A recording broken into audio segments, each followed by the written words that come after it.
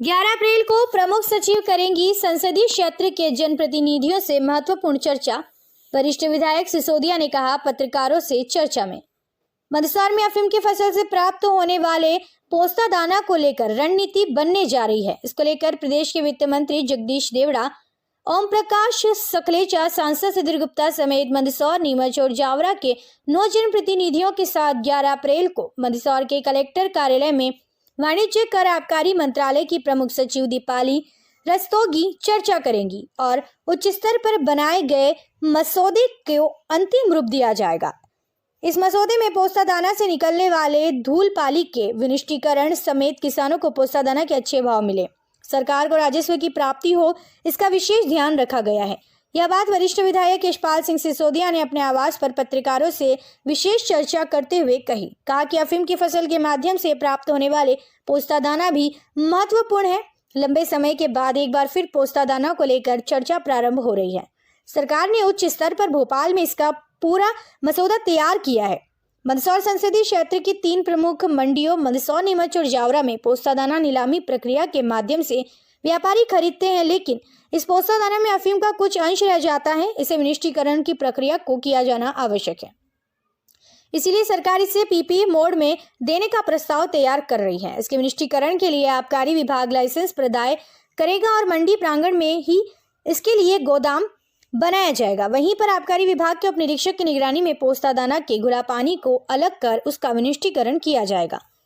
पूरी प्रक्रिया को कैमरे की नजरों में रख कर किया जाएगा और धूलपाली निकालने के बाद पोस्ता दाना व्यापारियों को दिया समय के बाद एक बार फिर से विधायक यशपाल सिंह सिसोदिया ने कहा कि जिस प्रकार से डोडा चूरा के लिए नियम है, उसी प्रकार से पोस्ता दाना के लिए भी नियम है। मंडी टैक्स कम होने के बाद भी वर्तमान में मंडियों के बाहर डोडा चूरा बिक रहा है। औने पौने दामों में किसानों से खरीदा जा रहा है। ऐसे में किसानों को इस महत्वपूर्ण उपज का सही दाम मिले, सरकार को राजस्व की प्राप्ति हो, इसकी चिंता मसौदे में की गई है। मसौदे में दिए गए प्रस्ताव को मंजूरी मिलने के बाद किसानों को पोस्ता दाना का सही दाम मिलेगा और सरकार को राजस्व की प्राप्ति होगी। मंडी टैक्स भी प्राप्त होगा। इसके साथ ही आबकारी विभाग को भी लाइसेंस फीस के रूप में राजस्व की प्राप्ति होगी। मंदसौर विधायक यशपाल सिंह सिसोदिया ने बताया कि कोरोना में अपने माता पिता अथवा माता पिता या पिता में से किसी को एक को होने वाले बच्चों के अध्ययन को लेकर भी चिंता जताई और कहा कि केंद्रीय विद्यालयों में इन बच्चों को प्राथमिकता के आधार पर प्रवेश मिलेगा। इसकी मांग पर सरकार से कह रहे हैं। इसके साथ ही इन बच्चों को शिक्षा का अधिकार कानून के तहत भी विशेष छूट मिले। इसकी चर्चा मुख्यमंत्री श्री शिवराज सिंह चौहान से 18 अप्रैल को करेंगे, क्योंकि आरटीई के नियमों के मुताबिक बच्चों को उसी स्कूल में प्रवेश दिया जाता है जिस स्कूल में वह निवास करते हैं, जिस संकुल में वह निवास करता है। और लेकिन इसमें व्यवहारिक कठिनाइयों यह है कि बच्चों को निवास वाले संकुल में निजी विद्यालय नहीं है, सीबीएसई विद्यालय नहीं है, तो बच्चों को प्रवेश नहीं मिल पाता है। ऐसे में कोरोना की पीड़ा झेलने वाले बच्चों के लिए नियमों में सरलीकरण किया जाना आवश्यक है, ताकि उन्हें आरटी के तहत सीबीएसई स्कूल में प्रवेश मिल जाए। मंदसौर विधायक यशपाल सिंह सिसोदिया ने बताया कि इंदौर के चिकित्सक और विसिल ब्लड डॉक्टर आनंद रॉय को लेकर भी जांच किए जाने की मांग की है। विधायक सिसोदिया ने कहा कि डॉक्टर रॉय वही शख्स है जो सांप्रदायिक जहर घोलने का काम करते हैं, शिक्षा को बदनाम करते हैं। यह वही शख्स है जिन्होंने चीनी सैनिकों और भारतीय सैनिकों बताकर सोशल मीडिया के माध्यम से टिप्पणी करते हुए भारतीय सेना को बदनाम करने का प्रयास किया था। इनके कांग्रेस नेता कपिल सिब्बल और विवेक तंखा से भी संपर्क है। इनकी गिरफ्तारी भी दिल्ली की एक होटल में हुई थी, इसलिए डॉक्टर रॉय की भूमिका और उनके संबंधों के बारे में पूरी तरह जांच किए जाने की आवश्यकता है। मीडिया से चर्चा करते हुए 11:58 पर विधायक यशपाल सिंह सिसोदिया ने शुक्रवार को मीडिया से चर्चा करते हुए बताया। देखिए, एक तो जो मंडियों में जो पोस्ता दाना बिकता है, उस पोस्ता दाने का धूला पाली भी निकलता है।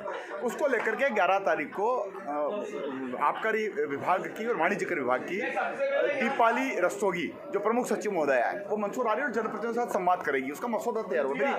मेरी जगदीश देवड़ा जी से भी बात हुई आज सुबह। उनका भी कहना था कि ये महत्वपूर्ण बैठक है और इसमें निश्चित से जो एक तरह से मंडियों में जो पोस्ता दाना आता है, नहीं आता है, छननी लगती है, नहीं लगती है, उसको लेकर के, इसका धूला पानी विनिष्टीकरण को लेकर के, जलाने को लेकर के, नष्ट करने को लेकर के एक महत्वपूर्ण मीटिंग मंदसौर, नीमच और जावरा के मंत्रीगण, सांसदगण और विधायकगणों की होने जा रही है। तो उसको लेकर के और किसानों को भाव ठीक मिले, मंडी में अगर माल आएगा तो बिकेगा, तो राजस्व बढ़ेगा मंडी का। अगर आबकारी विभाग लाइसेंस देती है, कोई ठेका पद्धति करती है, तो राजस्व बढ़ेगा आबकारी विभाग मध्य प्रदेश की सरकार का। इन सारी चीज़ों को लेकर के महत्वपूर्ण बैठक है। देखने में आता है दादा, पोस्ता दाना जो है मतलब मंडी में नहीं जाता है, देखने में आता है कि बाजारों में ही वहाँ पर बिक जाता है। देखिए, इसीलिए इसको विनिष्टीकरण से जोड़ा गया है, इसी को इससे छन्ना लगाने के जोड़ा गया है, इसी को इससे कैमरे की निगरानी रखी गई है, रखी जानी है। आबकारी विभाग के जिम्मेदार अधिकारी के देख रेख में मंडी परिसर के अंदर ही एक वेयर हाउस बनेगा और उस वेयर हाउस में चुनिंदा जिन व्यापारियों ने इसको क्रय किया है, बाहर इसकी खरीदी नहीं होगी, मंडी के अंदर इसकी खरीदी होगी। और जब मंडी के अंदर इसकी खरीदी होगी तो किसानों को वहीं के वहीं दे करके जिस प्रकार से छन्ना पर लगाते हैं, उसी प्रकार से पोस्ता दाने का भी धूला पानी को निष्टीकरण कर किए जाने को लेकर के एक मसौदा तैयार हुआ है। और उसको लेकर के मध्य प्रदेश की सरकार की प्रमुख सचिव महोदया माननीय वित्त मंत्री जी के डिपार्टमेंट की है दीपाली रस्तोगी जी, वो आ रही जनप्रतिनिधियों से चर्चा करेगी। तो उसी बात को लेकर के चूंकि संज्ञान में आया था तो आपके साथ हमने देखिए, आनंद राय उनका नाम है और जिस प्रकार से वो विसल ब्लोअर का काम करते हैं, उसके करने के साथ साथ जिस प्रकार से माननीय मुख्यमंत्री जी के ओएसडी लक्ष्मण मरकाम जी के साथ जिस प्रकार से उन्होंने टिक्का टिप्पणी करी, अनुसूचित जाति के का अपमान किया है और उसको लेकर के जिस प्रकार से हाई कोर्ट ने भी उसको उनकी अपील को, उनकी दलील को खारिज किया। आज मध्य प्रदेश की सरकार ने डॉक्टर राय को निलंबित कर दिया।